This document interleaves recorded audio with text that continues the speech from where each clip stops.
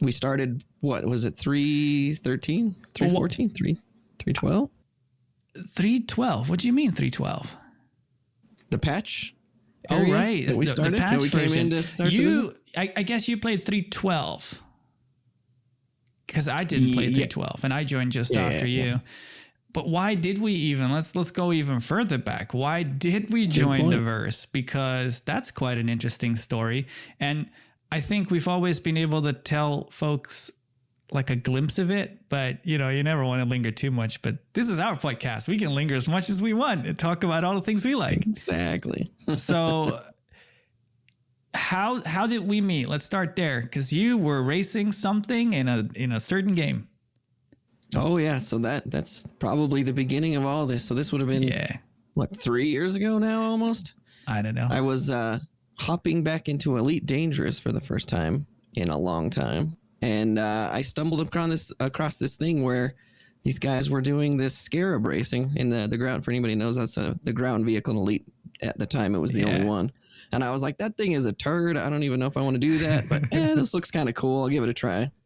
So I dig into that, end up meeting Black Maze, who was hosting and running that entire event. And it kind of just started from there, from all that time of racing over in Elite. But you got to think about it, right? Because in the end, I mean, I won't have come back to Elite much shorter than you did, because I obviously came back to Elite with the intention of hosting that championship, right? Like I wasn't playing it before that. So you came back, probably at the same time as me. And then you learned about the whole cup or the championship shortly after.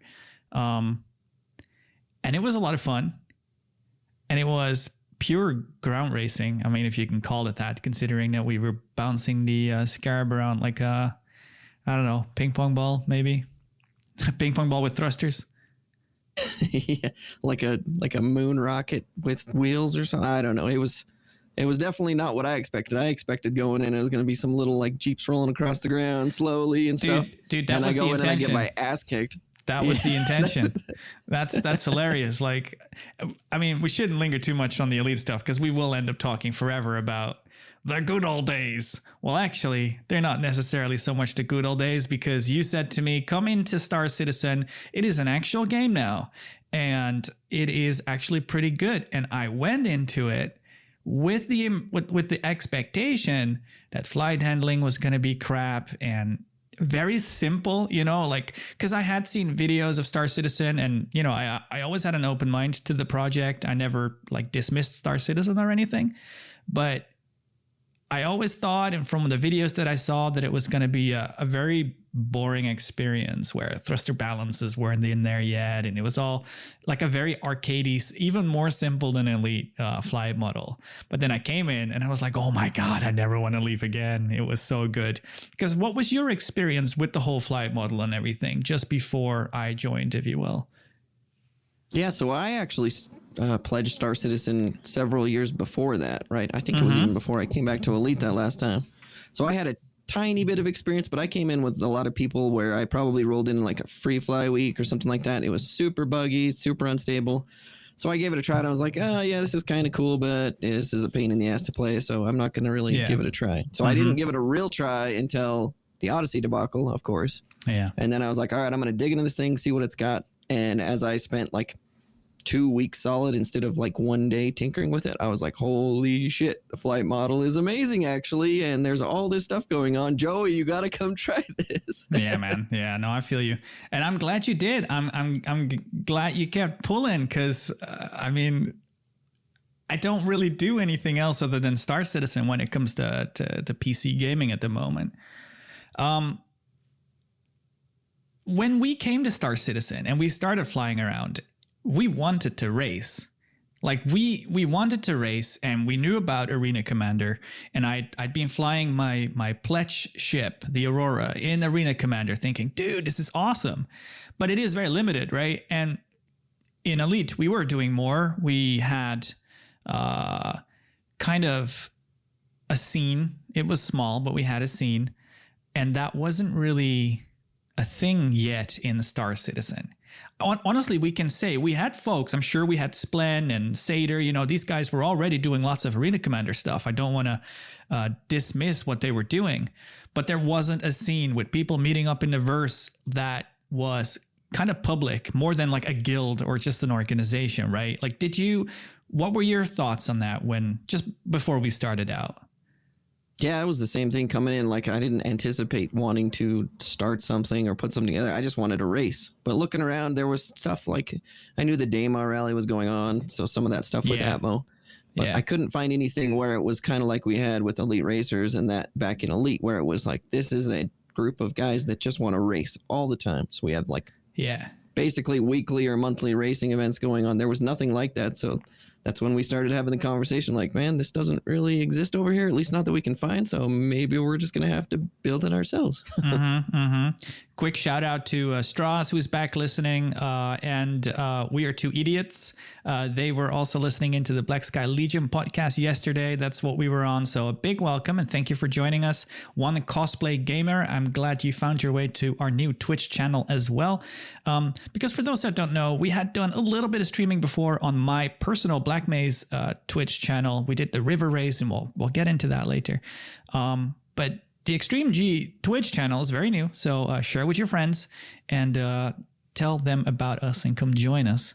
But anyway, enough derailing. To get back to the Star Citizen racing scene, like you said, there wasn't much, and now there is. Right? Can we? Let me ask you this and answer honestly. Can we say that we've helped create a scene that wasn't really there yet? Yeah, I don't want to act like we're tooting our horn or taking full credit, but since we've kind of started pushing this, dude, the racing scene, not just XGR, but the racing scene in general in Star Citizen, it has started popping off. It is everywhere, and it is awesome. I don't remember who it was. It might have been Elix yesterday who mentioned as well that after people saw our river race, there were other guilds and communities who said, yeah, we need to do this with our community. We need to go and do something. Hey, shout out to Splen. Thanks for joining. That's awesome. I'm so happy that Splen is here, right? Because talking about Splen is somebody who has lots of world records on the Arena Commander tracks. I know that, you know, if there's ever a link to a video for Arena Commander, it's Splen's videos. So I'm so happy that he's here with us as well to race and tackle the Atmo stuff, because there's no atmosphere stuff in the Arena Commander. So that's a lot of fun. Anyway, help me get back on track here, Sashes. So we were talking about kind of where XGR has come. So basically, since we started, we've done a whole bunch of different racing events, kind of one-off stuff, right? Mm-hmm. We've done a bunch of track building and then also testing those tracks with actual racing events. We tested a bunch of formats, trying to see what works over here, right? Mm-hmm. We enjoyed the benefits of no instancing and all being able to just connect to a server and stuff. So all this has kind of been leading up to what was our goal in the end, which we've been talking about, I don't know, for probably 10, 11 months now, which was we're going to do a big championship. Yeah, you're absolutely right. Because when we started XGR and we did these cups or these individual races, I think there were like there were three things that we had to do. We had to design tracks, because you can't have a championship or a cup without sufficient tracks, and there wasn't anything, so we really had to create them. And so every single race we hosted was specifically to test out a track, see if people liked it, and if it was viable, if there were, you know, hidden challenges that we hadn't considered yet. And then there was the whole format of our races, because we had a format in Elite Racers. There were a couple of different formats we used, and we had to find out exactly what would work for us in Star Citizen. And then it was just a matter of creating the cup and finding the right time to do it. The first race is the 28th of May, just as Invictus is ending. We didn't intend that, and it'll maybe put some extra stress on the whole server situation, but it's cool nonetheless. We'll take it, right? Yeah, exactly.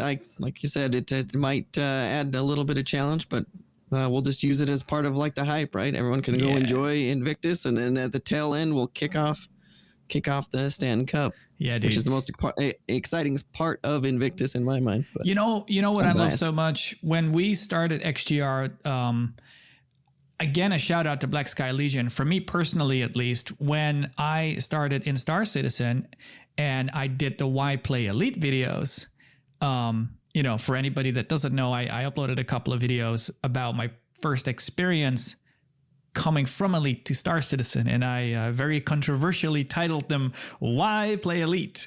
And Black Sky Legion had a very active Star Citizen community, and these guys have been so welcoming and friendly and joining me and helping out and coming in. So when we started XGR, we did an opener event. You remember that, Osashas? It was awesome. We had a whole different variety of ground racing and ship racing and everything. And from that moment on, we just saw new people joining in, new faces. There's been an amazing amount of people joining us, haven't there?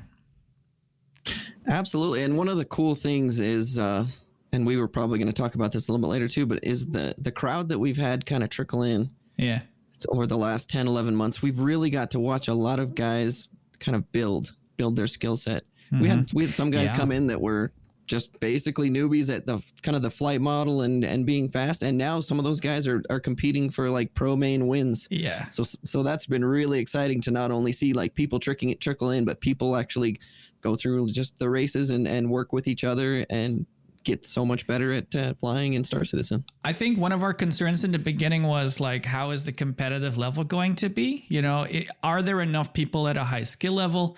But then if there are, is that going to be like this really big gap, between just two guys really fast and nobody else? But like you said, everybody has been raising that bar and kind of like compressing that, those guys that were already good, they're still at the top, and that's okay. But everybody is getting like really close. And I think now that we are at a point where when we go into a cup, you don't know who's going to win because there are so many dynamics, the track, the ship, the person, their input method, there's just so much that can happen that even the fastest guy isn't secure for a win anymore. Oh yeah, that's one of the big things too is especially when we talk about championship racing versus doing single one-off events like we've been doing. Consistency becomes so much more part of that equation. So that's going to be really interesting to see that, maybe you got a fast guy, but maybe he crashes all the time, right? DNFs aren't going to rack you up a lot of championship points, even if you're, trying to push for a win. So even Numinos could win a race. Absolutely. We've seen it before where everybody dies besides one guy. This actually happened 2 weeks ago when I was racing at the SCR Cup, the first main event. Everybody died except me, and I limped it across with a single wing. Like, it happens. Yeah, I feel you. Anyway, we love you, Numi. I'm just poking fun at you. Absolutely. So and then, big shout out to Bear Commando in chat, said XGR got me into Starship racing. That's awesome. Yeah. I thought you had been doing it before, so that's really cool to learn. I think that's the thing, right? It wasn't here really. So even people that might have had a curiosity for the ships and doing something else other than combat, I guess combat is probably the closest thing you get to racing because you are, it's the closest you get to having really fine motor skills and, good control over your ship and where you're going and where you're drifting and stuff like that. So yeah, it only makes sense that people end up kind of shifting to racing. But anyway, podcasting. Now we're doing podcasting. Yeah, strangely enough, we have for anybody that doesn't know, like me and Black Mesa kind of talked about doing a podcast of some sort or form for, I don't know, years now. Just kind of looking for an opportunity and a reason to do it. And with the Stanton Cup going on and having that as kind of a baseline of something we could cover on top of whatever else, it just felt like the right time to kick it off. And we don't really know exactly where it's going to go. We very cheekishly titled it the Extreme G Podcast. And I mean, you can see right up top, XGP, it was like an open goal, we had to. It was never the intention. And it doesn't need to be just Star Citizen racing. It doesn't need to be just XGR. We love talking about many things Star Citizen related and maybe even something else here and there. But But yeah, I mean, we're going to talk about whatever the hell we want, right? There's not really, it's not just racing. We can talk about anything. And, yeah, go. I was just saying, Cosplay Gamer said podcasting during the race would be nice. We'll be doing full commentary during every race of the Stanton Cup. And then we'll be doing some format podcasting like this during the intermission periods and all that to basically discuss what went down, storylines of the day, like what's going on. So definitely keep an eye out for that. Yeah, that's the thing, right? We're going to talk about the Cup in a little bit, but the Stanton Cup is very much supposed to be like a broadcast event. So every race is going to have us commentating. We're going to have the same stream team we had for the River race. Luigi race directing, so we can focus on commentating. Bless his soul for putting up with all of those pesky racers. And then we have... Love you, Luigi. Yeah, a little bit. And then we have Marble, my better half. She's going to be doing all the stream button pressing. So basically, if I have a cool shot, you're watching my stream. If Osashis has a cool shot, you're watching his stream. If a racer has a cool onboard or is chasing someone down, you know, you're going to be in the limelight. So this is a shout out to people like Splen and everybody else here that plans to race. Hopefully all of you. Please do share your screen, you know, in the Discord when you're in the voice. If you can just throw us a screen share, we'd like to capture your perspective. And that can only increase the level of excitement, if you will. Yeah, absolutely. And Cosplay mentioned seeing some of the pilots chatting, yada, yada. We'll be pulling people in for interviews. And, all sorts of stuff like that, right? So there'll be plenty of that. Absolutely. So going one step back, right? Stanton Cup is coming up, but one step back, we had the River race. And that was, we talked about this a little bit on Black Sky Legion as well. So for those listening in again, some of this might be a bit of a repeat, but to summarize, the River race was a reaction to the fact that we now have a River on Microtech.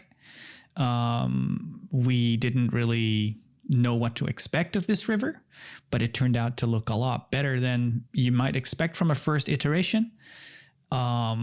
We had multiple people encouraging that we do something because we had Elix saying like, come on, XGR is going to be the first one to host something. So of course we said, okay, probably we should.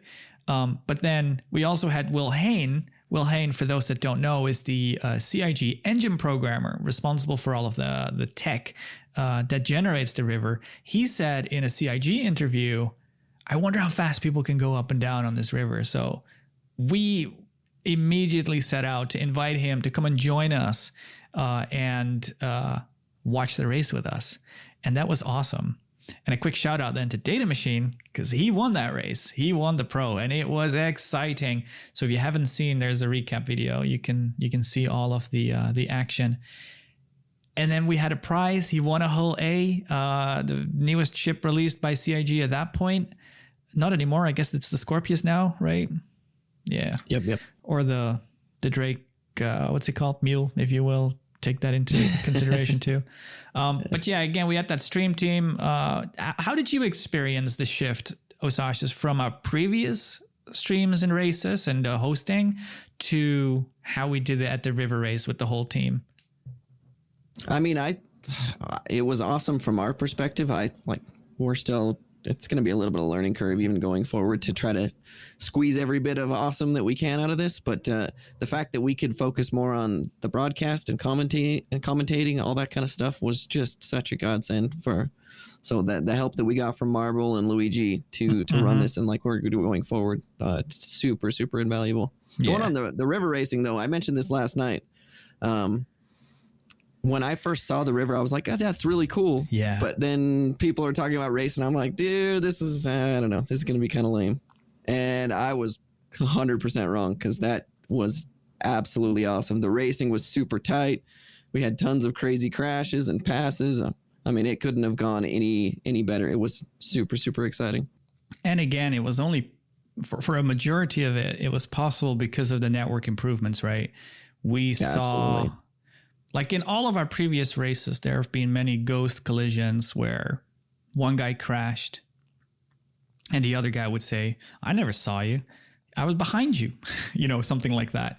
And it just ended up being network. One guy's further ahead than the other, but on the other guy's PC, you see the other guy ahead and the other guy further back, and the distance between US and EU, even opened that gap up further, and now that's just gone. Like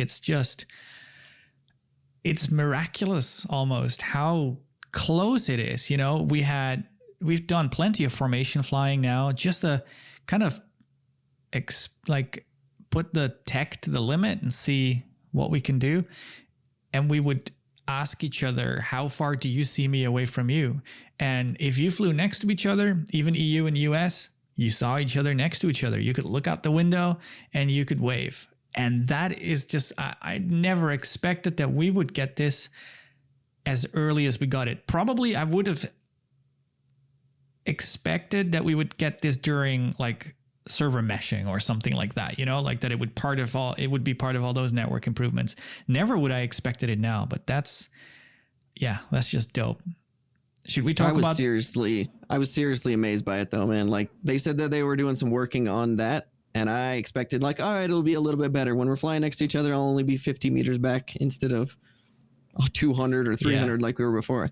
And holy shit, they went from 0 to 100 to probably one of the best, if not the best, network interpolations at those speeds for global. Yeah. Like, because we have dudes in Australia, we have guys in Europe, we have guys in America, we have guys in the Middle East, all over the place. Yeah. And the fact that you can have all of that and have it interpolated so good to where the racing, like we can't even tell, that's amazing. So point out to all you racers, no more excuses, because nobody's dying from desync anymore. But that's the thing, right? Like compare this to like a game like iRacing, where you've got serious esports sim racing stuff going on, and everybody knows how important it is with racing, with close proximity racing, that you have reliable network tech and that there is, the right kind of interpolation and stuff like that to make it smooth and not janky or jittery. And again, I'm just repeating myself. The fact that we have this now in Star Citizen, and it's not even intended for racing, it's global. It just improved everything, including our river race where we had Bear Commando and Data Machine and Diplo all just swapping back and forth. It was awesome. Hey, Infused, shout out to Osash's brother. Nice for him to join us as well. Yeah, good to have you. So should we talk about the Stanton Cup a little bit? Yeah, let's a get little into bit. It. A little bit. Let's talk about the Stanton Cup a whole lot, because there is a lot to talk about. Do you want to take it away and just, I don't know, give everybody some details maybe? Yeah, so I mean, a lot of people are already going to know, but we'll just do kind of a quick, we're doing 11 races. There's basically one race a month. We're going to be skipping through the holidays this year. So going all the way until the 29th of April next year. So we've got six Atmo courses, 5 0G courses. So there's a good split. And then a lot of these courses, like I said, these have been race tested. These are courses we've raced before. So people will probably already have some kind of familiarity with them. There's some tight technical stuff. There's more wide open stuff. There's basically all sorts of variety. I was going to say something that isn't right. I'm going to say 8 out of 11 tracks we've tested with the community already. I'm looking right now. Or 9 out of 11. There's Kovalek Circuit that we haven't ran yet and might actually have some changes with security zones that might be an issue we need to look at still. And the other one is Ambitious Dream Course we haven't raced with the community. Because those are the only 2, I believe. Yeah, they're designs that we did together. And there just hasn't been enough time to kind of put a race out. Like, it's just a matter of time. Was there another one? No, I'm looking through them right now, and everything else has at least had like a community race or something go on in it. So, yeah. That's the other amazing part. We've got Rush Hour at our corp, designed by Sharkbait, and then with the help of the community, we finalized it, because that's what we do. We do these track design days and just have fun, hang out, and create tracks.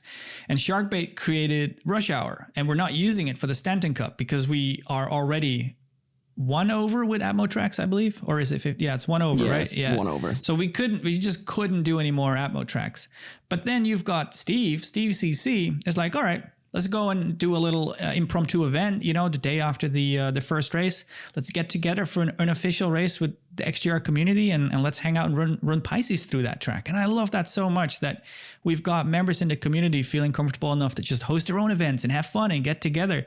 And that's always been the intention with XGR, for it to be like a racing hub. And anyway, I'm on a tangent again. We're talking about the Stanton Cup. Here I go, right? See, this is what happens. No, it's all good. This is what happens when nobody keeps me in check. Anyway, you were talking about tracks. What about ships? Did you tell everybody about the ships or? Yeah, so this entire series is limited to the racing variants. All right, it's the M50, the 350R, P72, the Mustang Gamma, and the Razor. That's the base Razor. What's your favorite? So what's your favorite out of these?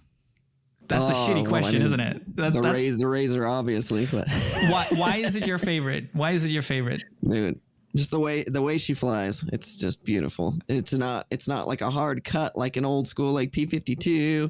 Yeah. It's not ridiculously drifty or unwieldy, but it drifts enough that you can stick that. What is your favorite location to race the Razor? Oh, dude. There's only one right answer. Yeah. I mean, at this point, it's got to be, it would have been something else before, but at this point, it's got to be the club track, man. Really? Yeah, it's so much fun there. Yep. What did you think I was going to say? The snake pit. The snake pit is so good, and that would have been my answer, man, but club track has taken over my heart. That place is just mad fun. There's something magical about the snake pit, though. It's the way, like Sater said this. I'm stealing his words. It really feels like someone like designed that stamp with this in mind, you know. And it is. I remember you and I were track hunting, and we were just scouting moons. I think we went down to Clio, and we were on the verge of giving up, like, we can't really find anything here, because we were flying random. And then we found the snake pit, and we started looking at it, running laps, finding tracks, and ended up with the snake pit. And then we look around with the quantum drive, and oh my God, there's an outpost 8 clicks away. You know, like it was meant to be. It was absolutely meant to be. And yeah, the Razor on that track is just so flowy. It's low density atmosphere, so you have atmo, but it's weak enough that you have an incredible speed, and she drifts like you say, but not too much, and it feels perfect. So why do you choose the club track now over the snake pit? And Splen as well, apparently he's saying he loves the club track with the Razor. There's 2 corners, right, that come into this equation. So on Snake Pit, it's Drifter's Paradise, which anybody doesn't know, that's this big drifty corner where you basically do probably a 280-degree turn to come back on, and that feels incredible. Yeah. On the club track, and I'm blanking on the name, so I apologize. After the start finish, you go up and you loop between the antennas and you drift back down through the building. You like that one? It's like this. Dude, that turn in the Razor is so freaking fun, because it's not only a flat drift corner, it's also an up and then down banked corner. It's hard to explain, but there's just so much geometry that's going on there that it makes it an absolute delight to just drift around and then nail. So much fun. Interesting. Okay. Yeah. I guess you've spun more laps around the club track than I have, I think, and that may give you an edge in terms of what you prefer. Anyway, Stanton Cup. So we've got the ships. We have the signups. We can see what ship people are going to fly. And I'll tell you, it's an interesting mix. I don't know if you've looked at it. I've looked at the little... I haven't in a while, so I'm actually curious on this. I don't think I should spill the beans, because it should be everybody should fly what they want without, feeling like they have to fly anything. Because every ship, Mustang Gamma is probably going to suck. But anyway, everything else is really going to be on a pretty good level with where we are in 317 now. But there is one ship that is picked quite a bit more than the others. Interesting. All right. Which ship that is, people will have to see. And someone asked earlier if signups are still open. You answered it in chat. Osasha says yes, the signups are still open. You can sign up, and also if you sign up now with one ship, you can change your sign up at any time. So it's okay if you don't know yet, and you just pick an M50 or something. Up until 24 hours before the event start. That's the deadline, 24 hours. So you can make changes and do whatever you want. So yeah, at that 24-hour mark, once you have committed to a ship, that's what you have to race all day long. For that race day. Yeah, because that's the thing with the Cup. You can pick any ship for any day.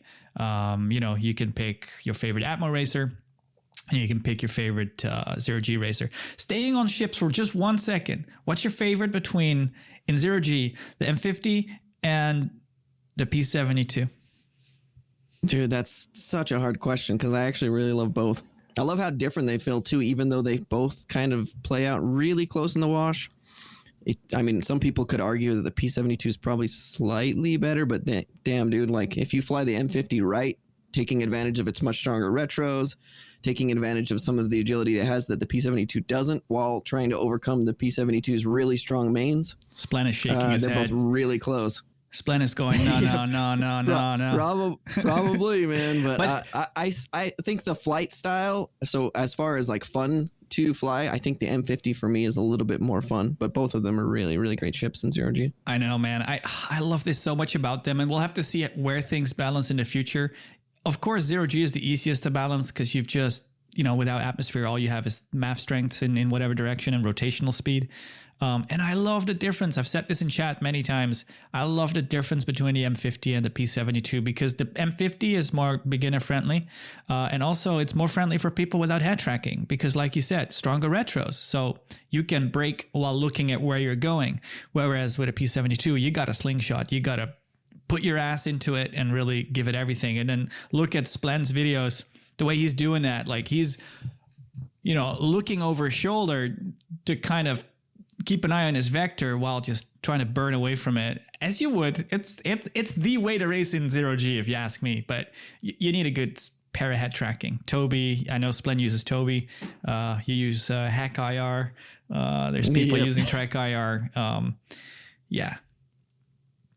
You can technically like get the timings down, do the guesswork, like flip, and you're going to be totally blind, right? And you could technically make it work, but it's going to be a lot more difficult to do without a head tracking solution in place, for sure. Yeah. So continuing on. Yeah, go on. Let's talk a little bit about format if you want to get into that, because this is a little bit unique for the Cup. Yeah, let's do it. Yeah, so basically the way that a race day is going to work is we'll start out and we'll be right in the morning of a day cycle. And we're going to do a number of heat races based on the amount of participants we have. We have that bracketing info up in the rule book. So we'll go through those heat races, and everybody's in these heats. But if you win, you sit out. That means that you technically Secured. already qualified with a front row position for the main events later. So we'll go through these. The first winner of the first heat race gets a bonus 2 championship points. The winner of every subsequent heat race gets a bonus 1 championship point, and all of those heat race winners get a front row starting position for the main events. So after these heats conclude, we'll have an intermission. We'll be doing things like interviews and some of this podcast format stuff. After round 3, we'll actually be probably showcasing some ground racing series that's going to be going on in parallel with the championship, which is really cool. Mm-hmm. After that intermission, we'll come in and we're going to have 3 main events. This is for all for the beans. So these 3 main events are scored on Olympic scoring. So say you come in first, you get 1 point. Second, 2 points, yada, yada, yada, yada.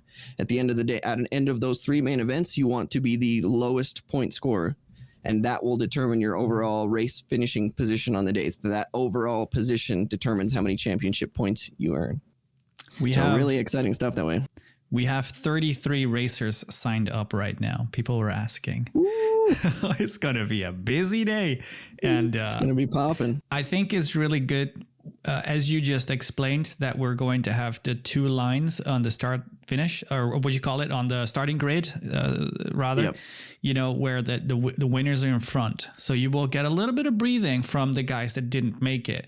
But the guys behind obviously still have every as much opportunity to win. You just have a little bit of a gap to close, and that gap is gonna kind of vary on track and space on the start grid. We'll kind of figure it out. We're okay winging a little bit of that just to make sure that it's good for everybody, right? Yeah, goodbye frames, says Cosplay Gamer. That is gonna be something, that's for sure. But everybody will suffer equally. As much as possible, given some hardware differences between people. But yeah, dude, that's the format. And did we talk prices? We didn't talk prices yet for the first race, did we? No, we haven't yet. Really exciting. So let's talk about some prices, because we had prices secured for the cup in total. If you come in first place, you win either a C2, which is awesome, or if CIG can step on it a little bit and finish this ship before our cup finishes, a Liberator, a flying parking garage, because that is what every racer needs, a flying parking garage. I mean, a Hercules will do it, but a Liberator is a Liberator, and it is just perfect for this. So we'll have to see how that goes. We've got, like you mentioned earlier, a really cool the wide mouse keyboard pads with some nice XGR graphics. We're still gonna design these, so it's not finished yet, but we're gonna come up with something really cool.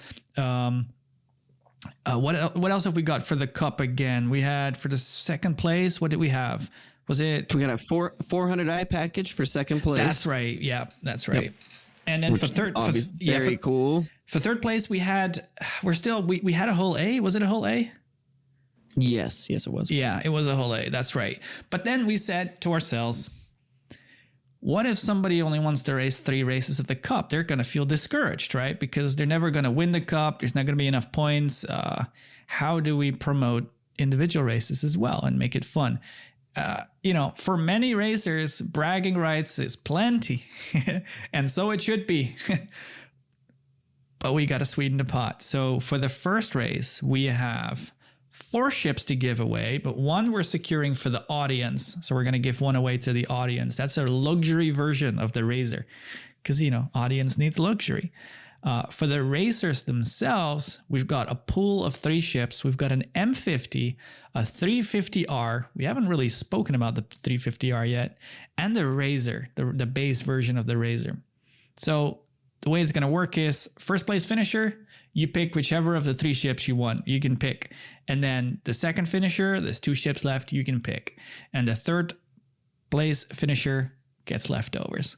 And that's freaking brilliant. And we're aiming to do the same for all the other racers, but races, but we can't promise anything yet, right?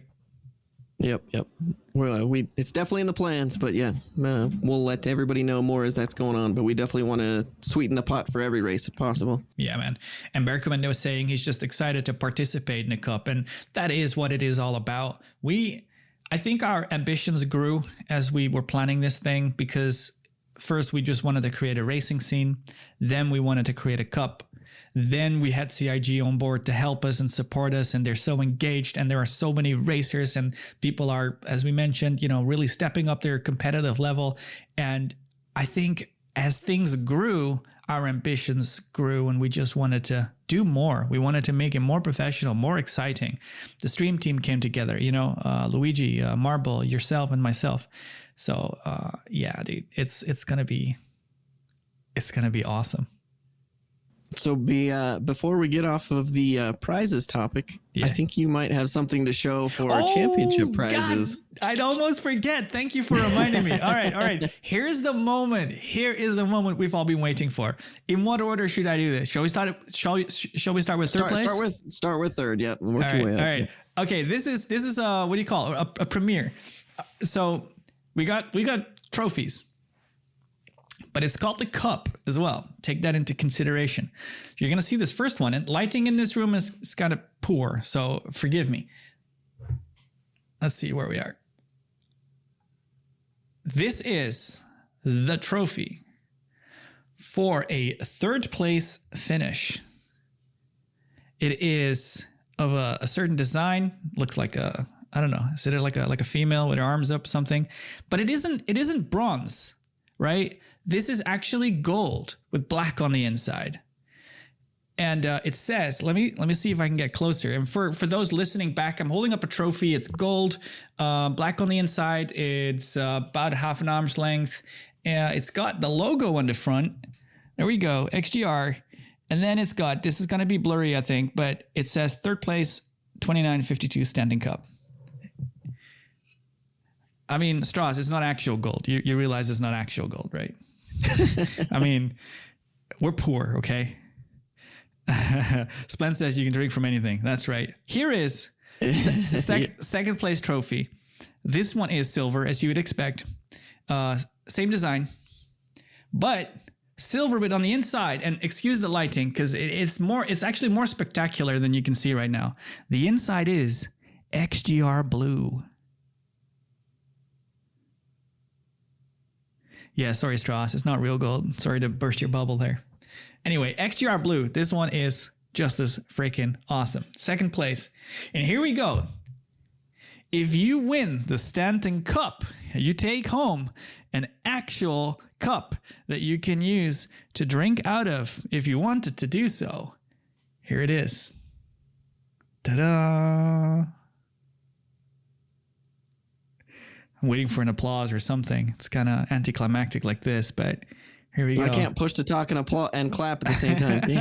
It's a cup. It's it is silver in design, but it has blue on it. So XGR blue, of course. It's got a nice little XGR logo. It's got first place finish, and it's a cup, dude. It's a Stanton Cup. If you win the cup, you get a cup. There we go. I told Maze earlier I'm no longer commentating. I want to compete. So yeah, I like the same design comes back here with the character or whatever with the arms up. It just kind of looks beautiful. There you go. All right. So there you have it. The 3 trophies we'll be giving away to the winners of the Stanton Cup. And I want to do a little bit of extra as well on Discord. We're going to have the Stanton Cup winner is going to get a cup icon, like a roll icon behind your name and everything. Like that's the bragging rights we're all really doing it for. And dude, I'm so excited. Hell yeah, man. It's going to be awesome to see how this plays out. I know if I was racing, man, I'd be trying my heart out for one of those. There's nothing cooler to stick on your desk than a really badass trophy that you won from racing spaceships. There's not many people in the world that can say they won a trophy from racing spaceships. That's the thing, isn't it? But you can't not have trophies. You've got to have trophies. If you want to make it legit, you need trophies. At the very least, I'd want to do trophies. Who designed them? I would love to tell you that they're unique, specially made trophies, but they're not. They are like prefab trophies that you can buy.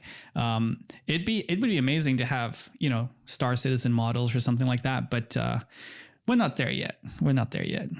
You can help us do that for the next cup. Exactly. You want to get into do you have more Stanton Cup stuff you want to talk about? And if there are questions in the chat, of course, we would be happy to answer them. So feel free to throw us questions and we can answer them. Do we want to talk about more cup stuff, or do we want to save that for the following podcasts? Because like you mentioned, after every race, there will be a podcast in the following week, excuse me. And we will then discuss all the results and everything that happened, and there'll be lots to talk about. Luigi is asking about the audience prize. It's the Razer luxury version. We'll be giving that away to, I would presume, a random audience member, right? Yeah. So that's basically if you're on Twitch and viewing and chatting during the first round of the Stanton Cup, we will just randomly select somebody that's a spectator, and they'll be walking away with a MISC Razer LX package. Look at Luigi doing his due diligence in reminding us of all the things we should mention. We've got the rule book because the Stanton Cup does come with a rule book with lots of rules. And if you'd like to read the rule book, or if you're racing, you certainly should read the rule book. You can find that on our website, racexgr.com. Thank you, Asashis, for posting it. That website has all the information. And if you do have questions that you want to take offline, you can just join us on Discord. That's where all the magic happens anyway. Has any CIG devs signed up? It's a good question. I don't think so, but I'm making an assumption now. I'll look this up while we chat. Let's not wait for it. Yeah, Infuse said, I have a question. Is the reason that Osasha's isn't racing because of the amount of times he crashes during the race? That's definitely possible. I can maybe talk and chew gum without falling on my face, but I definitely can't race a spaceship. You know what's funny, Osasha's? We have a third XGR founder, and he's a hidden member. You don't hear from him often. You don't hear, he's not here very often, but he is a very special founder because before XGR, there was Elite and there was Elite Racing, and Fat Haggard is the founder of Elite Racing, and we were the humble participants of Elite Racing. So when we migrated over to Star Citizen, I invited Fat Haggard to come along and be a part of it, and he is very much part of a brain of the operation. Because he doesn't play yet. Real life is busy so far, and that's okay, but he's here in spirit, and we're thinking about him. Keep talking, Ty, while I look up these responses for the... Yeah, so just like what it was even mentioned in chat, go to racexgr.com. That's got all the Stanton Cup info. It's got the rule book. It's got podcast stuff and links to like the Black Maze YouTube, right, where that's still where a lot of the highlight videos and all that kind of stuff is going to be posted after races. Because obviously Black Maze has a pretty large YouTube channel, so we'll get really good reach there. And then, a calendar on there as well as that, and Discord links, right? So you can just share that, even if you are, have a new person, just share them on the website, and then they can go and click on Discord or social media, all that stuff. So easy peasy.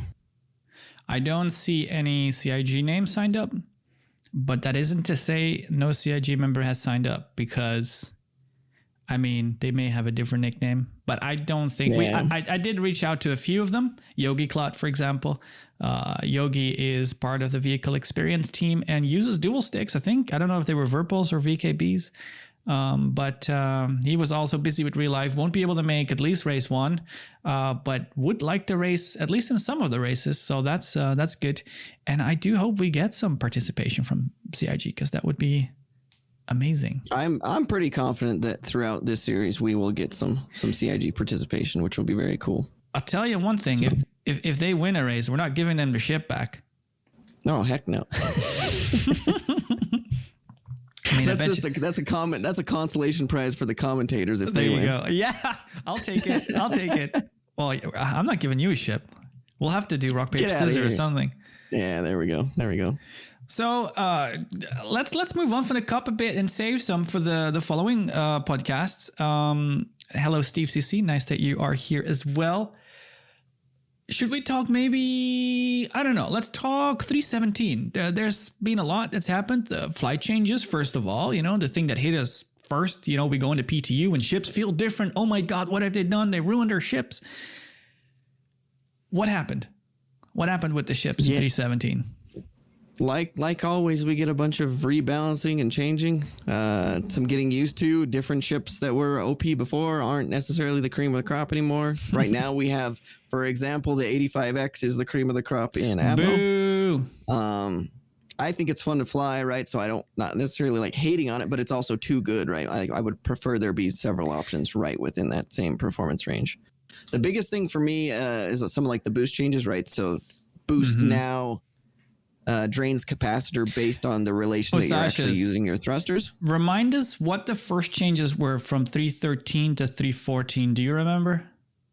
Man, that was going from the old boost model, which was all like heat based, right? You would basically push your afterburner till you overheated, right? And then you couldn't. Yeah. Which I don't know. I actually didn't like that much because it was really hard to gauge. It was like all off timing and feel. You didn't have any kind of indicator of like boost capacitor or anything like that. But it was called the afterburner, first of all. I think they still internally call it afterburner, even though they're trying to sell it to us as boost, which is kind of funny. But it was afterburner and it was based on heat, right? So you would hold it down and you would overheat. So it wasn't a boost bar or a capacitor, it was heat. And if you stood still, this is the thing I wanted to mention that I thought was really interesting. If you didn't move and you held down your boost, nothing happened. You didn't heat up because you weren't inputting anything. And we lost that going from 313 to 314 when we got the boost capacitor gameplay. Now, whatever you did, standing still or moving a little bit or moving full speed or moving full speed and pitching, there was only one single rate of depletion. You know, it was always the same. And they tried to sell that to us like it was lore, like, yeah, it's like you're activating the system, so it's always draining. It was kind of, you know, like I think they kind of realized themselves it was kind of silly, and people were really asking to get the new system back. So then with that context, what happened in 317? Yeah, so we got to where when you hold boost, right, instead of it just being a straight drain amount, right, whether you're holding that boost a binary on off, now it is directly affected by the thruster inputs you're putting, right? How much strain you're actually putting on the thrusters affects not only like your capacitor usage, which that part I really, really like, and it feels good already to me, kind of the state they have it in. Yeah. Oh, I saw you wave and I was like, what is going on? The part that I have a little bit of an edge right now is I think boost recharge rates, capacitor recharge rates for boost are a little bit low right now. Some of the ships that before you could really take around tracks and really push it are feeling pretty boost starved, doing it the same way after a lap or two. But that's the thing, so that's right? kind of where I'm at right now. Yeah, but that's the thing. So, and again, kudos to CIG for being so freaking engaging with us, because we noticed these changes, and we mentioned them to Yogi. He's in the vehicle experience team. And when we mentioned that it all felt a little funny, he got the two dudes into our Discord that are working at this directly. We've got Johnny and we've got Apex RT. And we mentioned our findings. Our findings were, like you just said, the drain rate was quicker, but also the regen was slower. So it's like you're penalized twice, and it didn't kind of feel right. So they're taking this on board. But I think it's really important to mention that what they've told us in Discord, so it's public information, that it's like they only touched 3 ships. The P52, they nerfed the top speed because we mentioned it's just stupidly fast. The M50, they fixed it temporarily by reducing the speed and I think making the rotations probably a little bit stronger math wise so that it doesn't do that crazy pitching. And the Razor, because we had the 2 other Razor variants that didn't go fast. So what they did was, if we had the slow Razors and the fast Razor, and they kind of compressed them together, which kind of nerfed the top speed of the Razor. Yeah, nerfed the top speed of the Razor, but made it turn better. Yeah, it's weird. Does it turn better because it's slower, or does it turn better because it's got stronger rotation? I don't know. It's weird, but it feels good anyway. But the important takeaway from this is that ships like the 350R, the 85X, and every other ship you could talk about, an Arrow, a Gladius, whatever, they haven't been touched yet. So only the ships that were touched ended up getting a little bit of a nerf in terms of, you know, atmospheric top speeds and performance. But we'll get there. Don't panic. Don't stress. It's really important for us to remember that we're always going to be in an in-between state with Star Citizen, where something has been touched and another thing very closely related hasn't yet, and you end up with this weird situation where now the 85X is the new P52, and it is extremely fast. If you go and look at the time trial boards, every single atmospheric track, the top ship in 317 is an 85X, and it's stupid because it's not a racing ship, it's a Porsche. You know, a Porsche should go fast, but a stripped M50 should go faster, right? So we'll get there. It's okay to remember that it isn't finished. Yeah, exactly. I just same thing. Like, this is all in flux. Like, people like to have knee-jerk reactions at things sometimes. But yeah, dude, look at this as an opportunity to try some new ships, play the game a little bit a different way for a patch cycle. Like, I'm just not trying roll to with the punches, and it's really fun, dude. It's actually pretty fun to fly. I don't like it. Get out of here, you stuck up. It's fun to fly. The P52 was even more fun than the 85X, I think. I would probably. The 85X has the same kind of in bucking. Most ways. The 85X has the same kind of bucking tendency as the M50 because of its wings behind the center of gravity, and it was weird. It just handles awkward. It goes fast in a straight line, so it's like you can go through a turn whichever way you want. You come out, you go full speed, and lose, you kind of gain back everything you lost. It's awkward. I'm not saying it's unstable, but it's just, it flies a little awkward, I think. And you're sitting on the left, dude. You're not sitting in the middle. It's can't do it. The biggest thing with it is visibility. Like basically half of your Nose screen down, is covered up with dashboard and all this because it's such a big fat boy and you're on the left, right? Whereas, like something like the P72, P52 before, you just have that little nose sticking out and you got really good visibility. So, I mean, I get it, but I do think it has a really interesting character that is even different like than the M50 was before. And it's kind of fun to lean into that and try to get really good with it. But I think this is a good segue into the Scorpius, because I was able to fly the Scorpius yesterday. CIG has given me one, so I can give it away because, that's what they do. And it's absolutely amazing that we get the opportunity to give these ships away. I'm giving that Scorpius away to the fastest XGR racer in the Dunlow Derby, which is the CIG hosted event. Tap that in on YouTube if you want to know more. Dunlow Derby. But anyway, by XGR racer, he means like member of the community, right? There's no like restriction to like you have to be some whatever, right? Member of the XGR community. Yeah, you have to have raced with us. That's the requirement I'm putting on it, because I'd like to reward the people that hang out with our community. But the Scorpius, you mentioned downward visibility in the 85X. I don't think there is any ship that has as much downward visibility as the Scorpius, disregarding the Reliant, because the Reliant is, the bubble cockpit. But every other ship, you have dashboard in front of you. Have you seen the Scorpius cockpit? Have you sat in it? I saw from your stream yesterday. I have not had a chance to sit in it yet. So for those that haven't seen the Scorpius, let me kind of paint a picture. You've got an MFD on your left, an MFD on your right. They're kind of floating. You got the canopy above you, which is glass, but then everything in the middle of you, so kind of running all the way from the top all the way down to your feet, is glass. So you can look up, you can look straight ahead, and you can look down. Compare that to something like what's it called? The bounty hunting ship, the one I love so much, with the EMP in it. Hawk. The Hawk, thank you. The Hawk has terrible downward visibility. It's very World War II plane. You've got your crosshair, and right below the Hawk, you can't see anything. It's even in combat, it's a pain when you're leading your target. You can't see anything. But then you take the Scorpius, and oh my God, the visibility on that thing is insane. It's so good. It's amazing. What do you think about Scorpius? Do you have any plans to fly it? Do anything with it?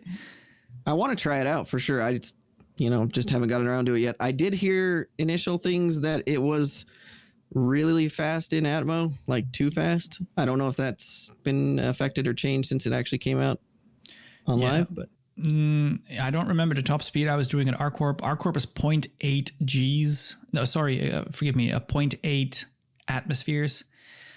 I think I was doing 300 and something, which is kind of on par with the racing ships, but it handles, like, the rotations are relatively sluggish, but it's got strong maps. Gotcha. So I think it's one of those things that in 0G, it's going to be a lot stronger than the other ships, but I'm clutching at straw zero. I'm not 100% sure on that.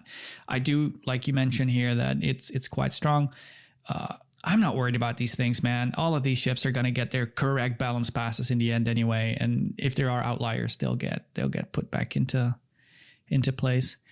There's a couple of worries. What I was hearing was it was like ridiculously faster than anything possible. So that sounds like that's probably not the case. Maybe, yeah, or they fixed it, like you said, because I only flew it in the live PU, so maybe that was a PTU thing. There's a couple of cool things that come with the Scorpius. You've got the wing folding animation, of course. It's only so far in Star Citizen. This has always been, at least in recent days, it's always been connected to your gear. If your gear is down, your wings are in a folded position for your ship, and if you click the gear, everything extends.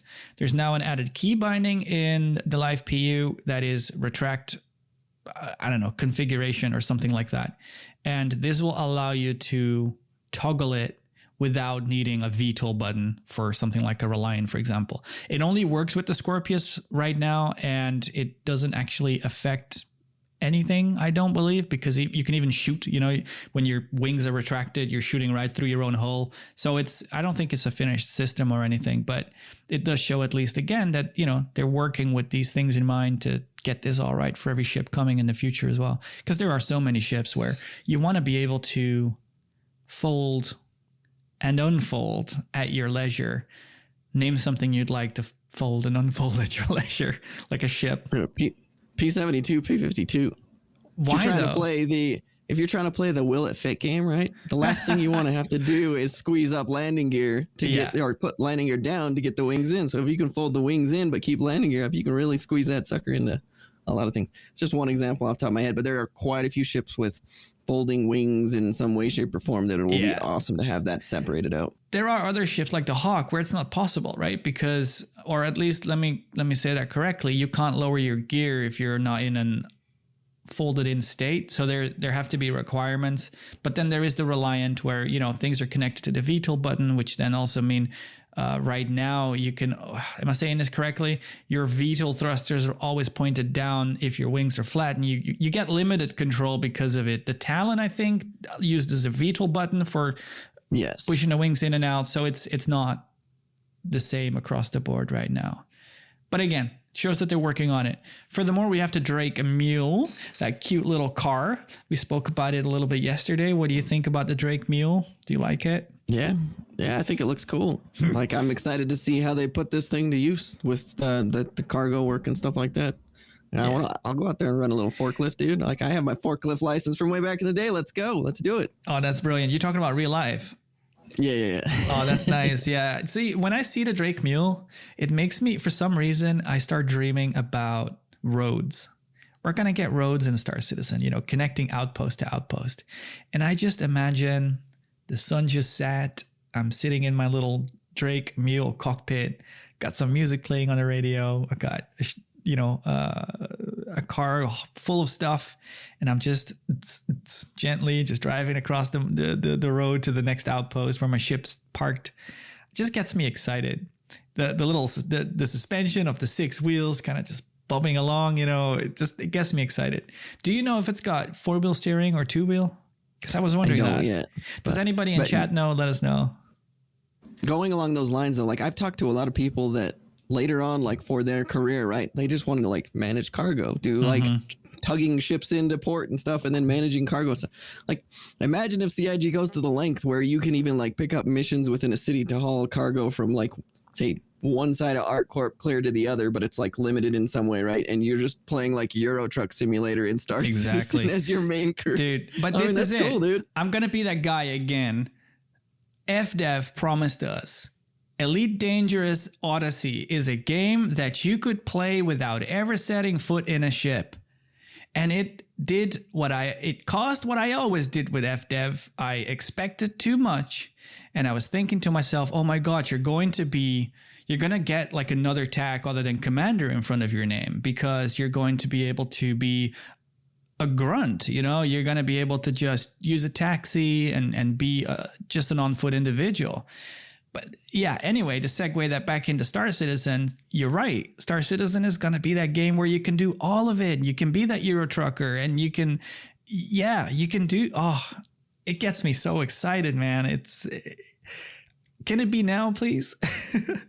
I know. We got to be patient, but man, it's cool to see what's coming. And yeah, talking about, like, who knows, we may end up racing this thing too. Somebody had mentioned that in chat. Like, we'll see how it handles, dude. It could be fun. If it's like a little bit fast, but kind of tipsy, right? Because it looks a little bit top heavy. Heck, that's all more part of the fun, especially with the ground vehicle changes that are coming that we'll talk about in a sec. Like, it could be really exciting. Yeah, we can do that now. It makes sense to talk about it, right? Because we got a whole bunch of 317.1 changes to talk about. But one of them that is coming in the future does tie into vehicles like the Drake Mule and all the other ground vehicles. It's the updated ground physics handling. And we saw a little bit of that on ISC. And I'll tell you, I've been telling the people, like, again, in Elite, we did a lot of ground racing. I was a fan of ground racing. So people have the wrong impression of me that I don't like ground racing. It's not the case, But the handling in Star Citizen is just not there. It just feels wrong, and I don't want to get used to it. It feels filthy. And I always say, like, if we can get like Forza level handling, which is, it's got simulation behind it, but it is relatively arcadey that, you know, you can potentially do it with a controller. You don't need to have a steering wheel. That's the kind of stuff I'd like to see in Star Citizen And then we saw the ISC and we saw that little bit of gameplay on the side, you know, with the comparison. It looked like that to me, the way I saw the vehicle bobbing about, you know, on its suspension. And it just felt a lot like it had a lot more fidelity to it than what we have now. Not so stiff, not so arcadey, but more simulation like, with the correct amount of bouncing and everything. You're a motocross driver. Like you know how it all works with the suspension and preloading and all that crap. So yeah, what are your thoughts on the whole ground vehicle physics thing that's coming? Yeah, I'm pretty much in the same mindset as you. I don't want like iRacing or like rock crawling simulator level physics. Yeah. I understand that's way too high to achieve, but if we can get a good in between where we have a really good physics system that's believable, I'll be really happy. Those changes that they previewed, they looked good. It didn't look perfect yet. There was obviously still some weirdness, but it definitely looked like a big step in the right direction. Yeah. And I'm just stoked that they're going towards that, because eventually down the road, I got my Ranger coming and my motorcycle better handle real good. For those that don't know, what is the Ranger? That is the Tumbril motorcycle. So it's the cool Which one space do you motorcycle have? with the different variants. I have the pledge for the RC. Which is that? That's the racing variant. So we'll see how that goes. Yeah. Yep. So my favorite looking one of the three is the one with the cases on the back, the kind of more, what is it? What would you like, off-roady kind of looking one? Yeah, almost like a little hauler cargo, like a little what's it called? If you had like a dude like delivering like pizzas or something, right? Oh man, like, did you have to go there? Did you have to go there? All right, I'll take it. It's got pizzas on the back. It's perfect. Hey man, let me take a quick minute to shout out everybody that's listening and watching. We've got a whole bunch of you here right now, and it warms my heart to see that. This is the very first episode of XGP, the Extreme G podcast. For those that don't know, we do XGR, Extreme G Racing in the Star Citizen universe, and we've been doing it for a while, and we're starting a cup, and you'll be able to watch that right here on Twitch. And thank you so much for being here to listen to us rant about all things Star Citizen and racing. Hope you're having a good time. If you do have questions or comments, please do just write them in the comments or join us on Discord and talk to us there about whatever is on your mind. And just a big warm welcome and a big thank you. Going back to Go ahead. I was going to go back to 317.1 because you had a couple of things that you wanted to talk about, I think, in terms of graphics optimization and stuff like that. Yeah, so I haven't had a chance to test this yet because I haven't gone into the planets, but we did have, was it Speed yesterday saying he went on Hurston with some storms practicing, and it was significantly improved. So they were doing optimization for planetary, large planetary storms. Because before, I don't know if a lot of people in 317 and even in the past, the storms have really tanked your frame rate. So that's going to be a really nice change for some of our tracks where storms are really prevalent, like Snake Pit, like Lorville Gateways. They also, like, this is not racing related, but having done like quite a few bunker missions lately, they did a fix for like the invisible silent turrets that would shoot you when you try to go to like a bunker mission. They're like blowing up your ship, but you can't hear it or see it. Yeah. So that's a nice change. Shame on me, because to date, I've been here now, a year, I guess, close to. I have done a single bunker mission, one, like way back in the beginning with Black Sky Legion, and I gotta make time to go on foot, but I'm always that dude that just wants to sit in their ship. But I gotta go and do this because there's boarding missions as well, right? Like, like I don't mean the 890 jump, but isn't there like scavenging ship missions where you gotta go board ships and do stuff? There's like derelict stuff and everything, and those can even have those can even have baddies at them as well too. So you'll be going scavenging, but also possibly fighting some baddies there also. Yeah, but it's fun, man. It was super kind of glitchy before. Pretty often the NPCs would be kind of potatoes, so it was more like just go in, shoot dude that's kind of glitching there, stuck in place. Mm-hmm. Now, unless the server's really tanking, like those NPCs are freaking deadly. It's fun. So 317.1, I've only ever done any of the Invictus stuff, and we can talk about that. So we had a little community get together yesterday. Again, that's open to everybody. Just keep an eye on the Discord. We put all our events on there. This was pretty impromptu. I was going to go and travel from our corp, where our clubhouse is, to Orison, where Invictus is. So I said, hey, let's all get together and do some formation flying. We had Infused, your bro, in the 600i taking formation lead, and we had Luigi in the 400i and a bunch of other little chips just hovering around it as we traveled together and tried to quantum jump together, which still seems to be a bit of a struggle. But so my experience in 317 in terms of graphics has been pretty poor, but that's because I've been in Orison, you know, and Orison has a tendency to be poor. And I think especially now with Invictus, even when I put volumetric clouds off, it's still pretty poopy. So it's probably not the best benchmarks to go off. But let's have a little chat about all the Invictus stuff. What have you done so far with Invictus? I think limited, the same as I. Yep, correct. So we flew from our court, but when I was there, I will say real quick on that graphic side, I was doing lap after lap after lap at the club track, and my frame rate was primo, buttery smooth. Yeah, that's right. So yeah, we went there and we had some shenanigans along the way. We toured Invictus. We saw a dude lose both of his hands, and then he was punching with his stumps. I mean, it was hilarious shenanigans. Oh my gosh. So let's do a little summary of Invictus. Invictus is UEE Navy showing their muscle, right? Celebrating everything to do with the Navy and showing off ships, and it's in a different location every year. This is my first Invictus because I joined right after Invictus. I remember going to, and this is in my first or second Why Play Elite video, I went to New Babbage and I was blown away, and I saw that the Invictus stuff was still set up at the Expo Center, but it wasn't open anymore. Like I was literally a day or two late or something like that. And I was like, whoa, look at the statues and the clothing shop. And it was amazing. But I never got to experience it properly because people said, yeah, you just missed it. So now we can. And it's on Orison for the first time. You take a special shuttle there, right? They go to a special new platform. So what's the deal with this platform? It's new, right? Yeah, both actually talking about. There's been multiple new platforms added. Yeah, but starting with the Expo thing. The Invictus Expo. New Expo Center, big old platform with big conference halls inside, right? Kind of what we saw like for events before at New Babbage.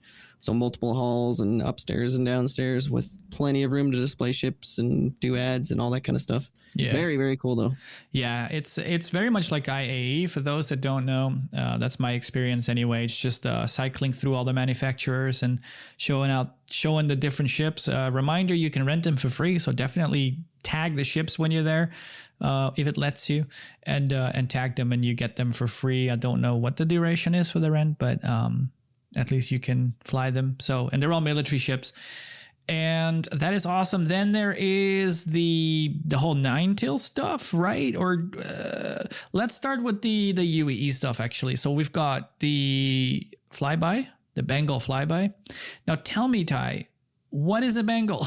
Is it like one of the big Javelin ships, or because I'm not sure? So a Bengal is the big giant carrier. It makes a Javelin look like a little baby. It's right. Okay. Absolutely massive, massive, massive. So what it was remember Xenothreat, and you would go to land on it and hand in your stuff. What was that? I think that was Javelin, wasn't it? No way. No, Javelin I'm bad to. Javelin is smaller. Maybe it was a Bengal. Oh, dude, I'm bad to ask about this because So that's the cool thing, right? Star Citizen, there's so many ships and there's so many sizes. Yeah. And I remember coming into Star Citizen and not knowing any ship. And now I'm pretty good at identifying just from a profile, you know, like what kind of a ship is what. But now we've got Javelins, which are bigger than a Hammerhead, if I'm not mistaken. But we've got Bengals and that UEE thing. Maybe that's a Bengal, but if it isn't, there anyway. Lots. Jericho. Oh yeah, that was kind of like Jericho, Space Station. That's what it is. Yeah. Thank you, Numi. And then we've got the Bengal. I don't know. We probably need to Google a Bengal at some point. But yeah, it's supposed to be huge, and it tours the major spaceports, right? Space stations. Yep. And if you can, you can Google the size comparison, right? It's like super massive. So it's like base crew of like 900 people or something like that just to run like a skeleton crew. So it's an absolutely huge freaking ship. All right. So quick correction. Jericho is not a ship. It's a space station.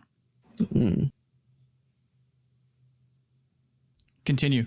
But anyways, that was the ship that we saw recently in that Torada video, right? With the big giant turret on the bottom that just one shot the Hercules A2 Starlifter. That's a Bengal carrier. Are you sure? So yes. All right, there you go. For those that haven't seen the Torada little GIF, that was a very spectacular, and you should go look it up. I don't know what to type in. It's on Reddit and everywhere else, but it's awesome. Yeah. So, okay, then moving on to the dynamic event. This time it's a Ninetales one, and it's very easy to quickly dismiss and easy to miss even, because I don't think it is advertised the same way Invictus is, because it isn't necessarily a part of Invictus.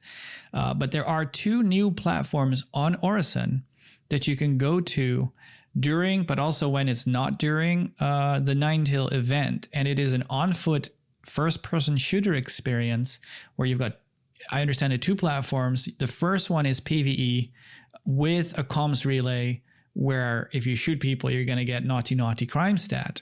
But if you go to the other platform, it's free roam. There's no comm link. You can go PvP and have fun. You can loot stuff. It's just... Kai was saying this yesterday, right? The map, the size of those new platforms are huge. Yeah, it's we didn't even necessarily yesterday when we kind of did our little tour. I think we only went to the first platform, right? And so I don't we went know. Around and I don't know. I'm pretty sure it was the first one, because we were at least I was always in with the relay going on, right? I could always see that. So I'm pretty sure we didn't, because I think you have to take a little space taxi cab off to the second platform as well. I don't think you can walk there. Right. So here's some context. We went there with the group, with the gang, and I went up a lift, an elevator. I was at the top. Suddenly I looked over, and Osashis and everybody else is laughing their ass off, and I'm like, where are they? Where are they? I look over across the skyscraper or whatever, the tall building I was on, and you guys were at a completely different skyscraper. So I tried to go down and get to you, and I just got completely lost, couldn't find you guys, no idea how to get to you. You said you might have wandered across a bridge, but this is just to give a kind of context to how big that place is. Like it's massive. And it looks messy. For those that don't know, it's like everything's turned over. There's corpses on the ground. There's been like a battle. But I don't know the lore or context behind the story that's happened there, so I can't really comment on it unless you can. Yeah, I don't know a lot with what, like, it's right now the state it's in without the Ninetales events going on. It's supposed to look like the Ninetales event kind of thing has happened, right? So Ninetales is like a pirate organization, right? So do lots of scummy stuff like that, terrorist kind of stuff. And then I forgot to mention, Osashis, the other part is, of course, the Javelin tour for Invictus. So the Javelin is going across the ports as well. But what I learned today, I don't know if you know this, it doesn't dock at Port Olisar. It goes down to Orison. It actually flies down into Orison and docks up with the space penis that comes off of the space station there. And it docks up to the side. Because I noticed that today, when I was flying around doing some Dunlow Derby Pisces action, suddenly the Javelin comes in, and ETA 3 minutes mentions in the chat that it is the UEE Warhammer, which is the same Javelin that was in the Xenothreat event, which is pretty cool when you think about it. So I haven't done the tour yet. I still haven't seen... Sorry, I'm laughing at Splen in the comment in the chat. I still haven't done the Invictus tour. Have you been inside of a Javelin? No, and I've been super bummed that I missed it last year for a year, and I purposely avoided. Like, people did videos on this where they're like, you can see the whole thing, and I'm like, screw that, I want to experience. So we're doing this later. So I'm definitely. If we can time it, heck yeah, let's see if we can do this. And then, again, for anybody else that wants to come along, just pop into our Discord and come have fun. Everybody is welcome. It's XGR is really public. It's not like a closed organization, or you need to. We don't even really use the Star Citizen org page or anything. We have one, and you can what do you call it? You can apply to it, but we're just a big hub, right? Everybody's welcome. Yep. Is there anything else in Invictus? I think we covered everything in Invictus at this point, at least. Yeah, the only thing I was going to mention about those platforms is I'm assuming that they're going to stay, and I hope they do, because I know there's a lot of people that like doing like milsim testing and stuff like that, doing like little skirmishes and stuff. Yeah. And like, imagine that thing like a paintball area. Like, how badass is that? And that's basically what you're going to kind of be doing with it in Star Citizen. That's so exactly. cool. We talked about this before, right? Because you've got the floating ships and in Orson that are moving, and they've got cargo containers on top, and they make these perfect little PvP areas. But you can't do anything because it's Armistice. But these new platforms are out of the Armistice, so you can use weapons. So you could definitely organize stuff there if you wanted. I was going to ask you something else before we moved on, but my mind drifted. No worries.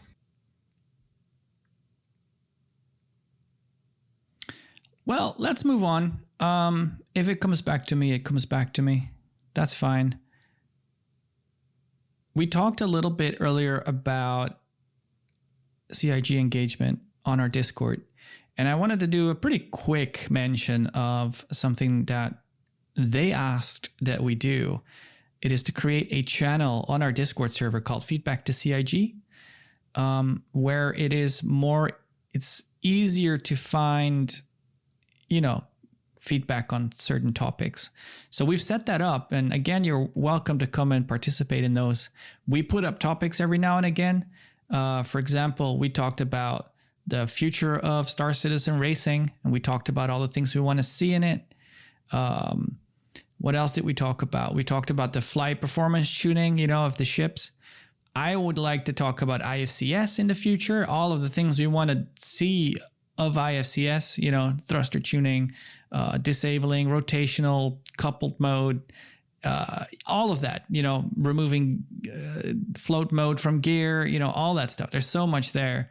We want to talk about GraphLeft. I know that Data Machine, Diplo, everybody that hates the current GraphLeft, including myself, really would like to yank CIG a little bit and tell them that they got some work to do there. So yeah, shout out again to CIG first of all, and an invitation to you to come and participate if you're interested in having yet another forum where you can make CIG listen to all your complaints.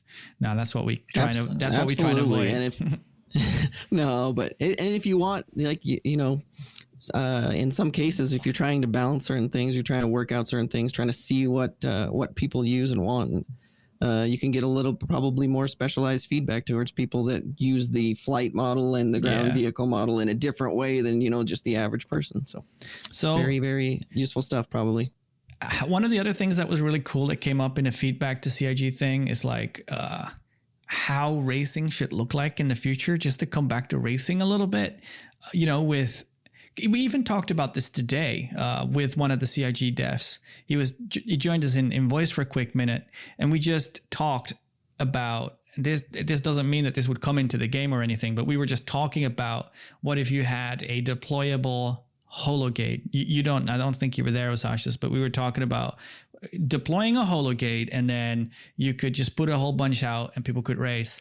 But I quickly mentioned, I don't think that's the right way to do it, because that would require that if someone wants to do anything at all, they have to go and deploy these things every time.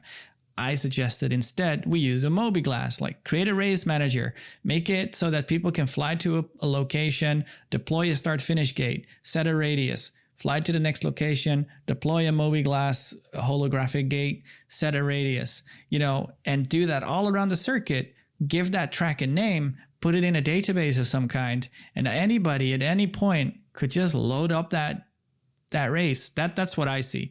But then they said, we're going to get, what's it called? Base building at some point, right? We're going to be able to do base building. So it would make sense that you piggyback off of that system instead, where you use the base building tools. They have a name. I don't remember the name, but you use those same base building tools to deploy a racetrack. And that got me dreaming on a whole nother level. Oh yeah, the problem with having like temporary holo gates or like ships parked here and here or there to build a track, we talked about it before. Like it's cool maybe for a race day, but what about when people want to come practice on their own time? What about when people want to come set time trials? But with their response to you on that with the base building, then we're talking about deploying things permanently, so they can come and do time trials and like stuff like that potentially, which would be very, very cool.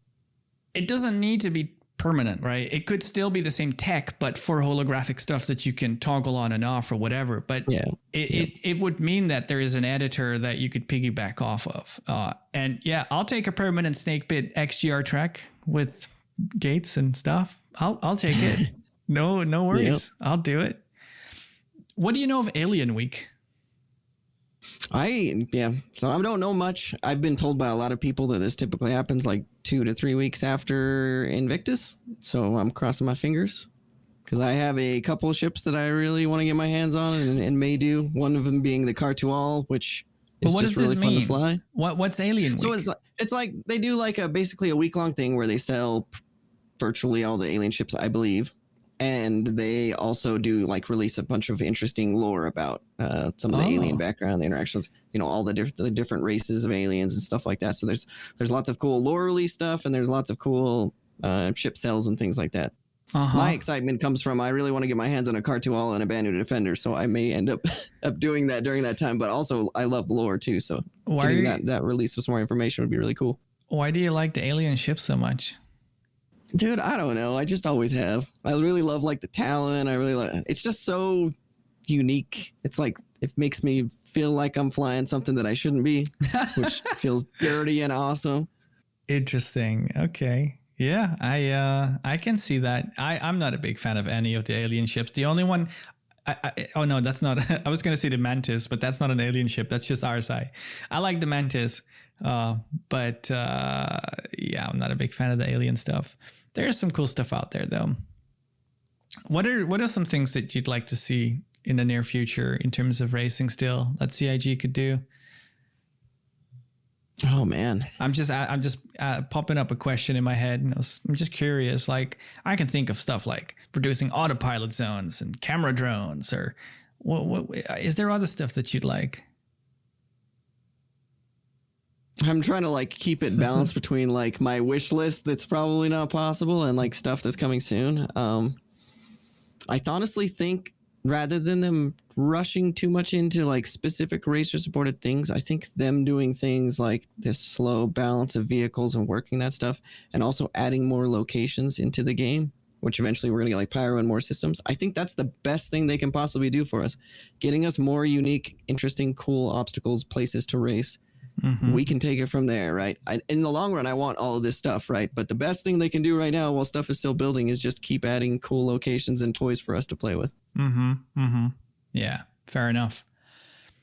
So we talked about quite a lot, but a big reminder again that we're doing this every month in the weekend after a race, because we're going to be racing the Cup every month. This the last weekend of the month of each month is a race, and then the week after that we'll be doing a podcast. So do come back and come hang out with us again. We're going to be recapping everything to do with the Cup. We're going to look at videos. We're going to look at highlights. We're going to invite guests to come on and talk. Maybe racers, maybe whoever else. We're going to look at anything that changes in Star Citizen, new patches, new versions, flight handling updates, whatever else comes our way, we'll talk about it. So if you like that sort of stuff, make sure you come back, and I hope you do. Check out racexgr.com for all the information. Discord link's there, rulebook is there, Stanton Cup prizes, everything's there. So again, that's racexgr.com. It's in the chat as well. First race is the 28th, so that's the coming Saturday coming up. It'll be on this page right here on Twitch, Extreme G Racing. Recaps are on my YouTube channel because it's just easy that way. If you're racing, party start begins at 15:30 UTC, so you got to be there before that, or at least by that. And if you're spectating, the show's going to start at 1600 UTC next Saturday. It's going to be a long day of racing, and I am so stoked for it, with the whole heats and then the main races and the very first points in the championship in the Cup being given away. I can't wait to see who will run away with it. 33 racers already. We're already at 10 heats. We're already at our max heats right now if we get everybody, Right, yeah. everybody there. That's which right. is awesome. Yeah, because we've got like a scale for the amount of heats. There's a minimum amount of heats and a maximum, and it scales depending on participants. So 10 is our max. Is that what we said? Correct. Yep. Interesting. So we're going to have 10 heats. And the way we do this is heats are short. So there's only 2 laps on most tracks, 1 or 2 laps depending on the track length. And then the main races are long, and there's 3 races, you know, with the Olympic scoring and all that. But the heats are short. There's points to give away.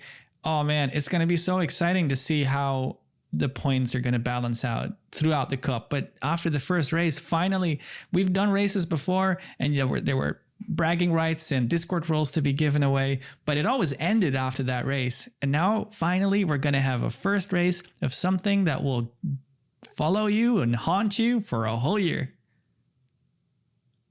Cannot wait. It's going to be incredibly exciting. What are you planning to fly as a spectatorship for your very first race?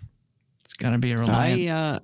I got my hands on a Reliant, so it will it will be a pair of Reliants filming the race. Very good, very good. Nah, that's the way to do it, man, because then you can see party markers in cockpit, and it all just kind of works out. I don't like the way it flies, but I love the cockpit. Really? So why? What it is. What'd you not like about it? It just feels kind of, I don't know. What you want to film in a racing ship is what you're saying. Exactly. I like the way racing ships feel, but they all have dog crap cockpits, so I guess it is what it is. Yeah, it's all good. It's all good. No, fair enough. Any closing words from you, Sashas? I don't think so. Yeah, thanks for anybody joined us today, and anybody that'll listen to this on podcast after. And yeah, we'll see you next time. Yeah, big shout out. All right, with that all said then, thank you again so very, very much. Thanks for hanging out in the chat with us as well. And we will see you next month for another podcast, and this week for the very first race, 07, and catch you next time. See you guys.